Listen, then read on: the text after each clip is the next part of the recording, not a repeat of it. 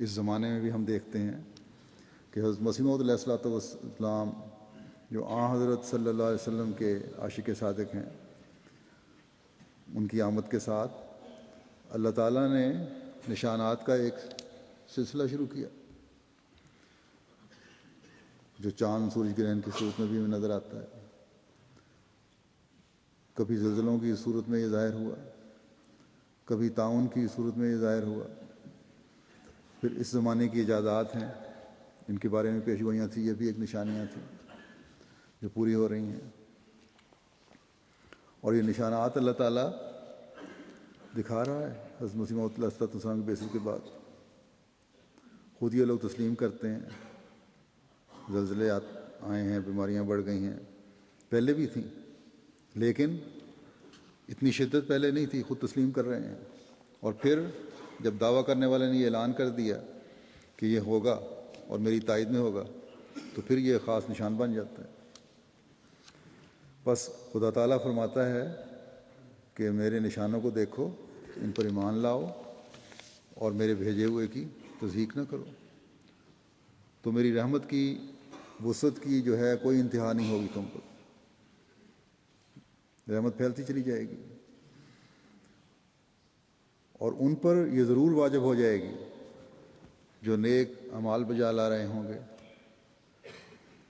باقی اللہ تعالیٰ مالک ہے،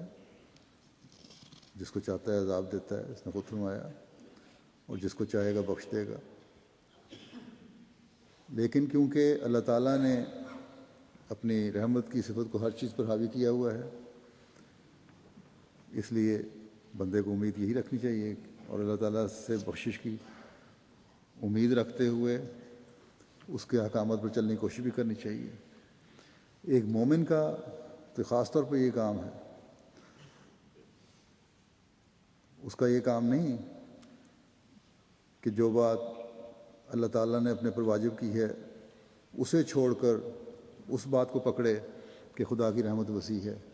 اس لیے بخشا جاؤں گا اور جو مرضی کرتے رہو۔ یہ بیوقوفوں کا کام ہے، اور اللہ تعالیٰ کی صفات کو نہ سمجھنا ہے۔ حضرت مسیح موعود علیہ السلام اس کی یوں وضاحت فرماتے ہیں کہ اس آیت سے معلوم ہوتا ہے کہ رحمت عام اور وسیع ہے، اور غضب یعنی صفت عدل بعد کسی خصوصیت کے پیدا ہوتی ہے، یعنی یہ صفت قانون الہی سے تجاوز کرنے کے بعد اپنا حق پیدا کرتی ہے کہ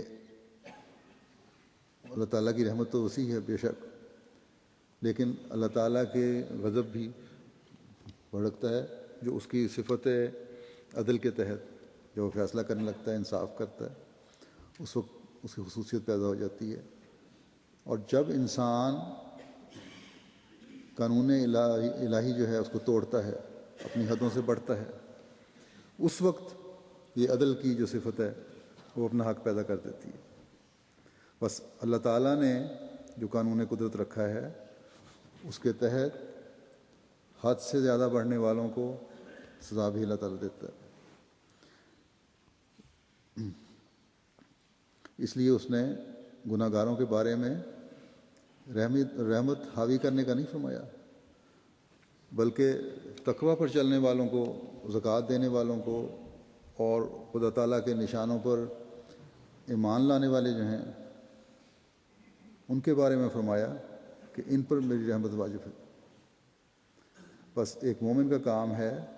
کہ اس رحمت کے حصول کی کوشش کرتا رہے، اور پھر اللہ تعالیٰ کی وسیع تر رحمتوں کی امید رکھے۔ اللہ تعالیٰ ہم سب کو اس کی توفیق عطا فرمائے۔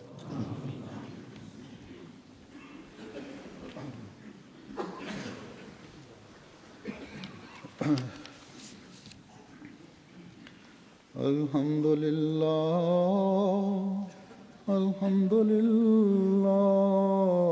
نحمده ونستعینه ونستغفره ونؤمن به ونتوکل علیه ونعوذ بالله من شرور أنفسنا ومن سيئات أعمالنا من يهده الله فلا مضل له ومن يضلله فلا هادي له ونشهد أن لا إله إلا الله ونشهد أن محمدا عبده ورسوله عباد الله رحمكم الله إن الله يأمر بالعدل والإحسان وإيتاء ذي القربى وينهى عن الفحشاء والمنكر والبغي يعظكم لعلكم تذكرون اذكروا الله يذكركم وادعوه يستجب لكم ولذكر الله أكبر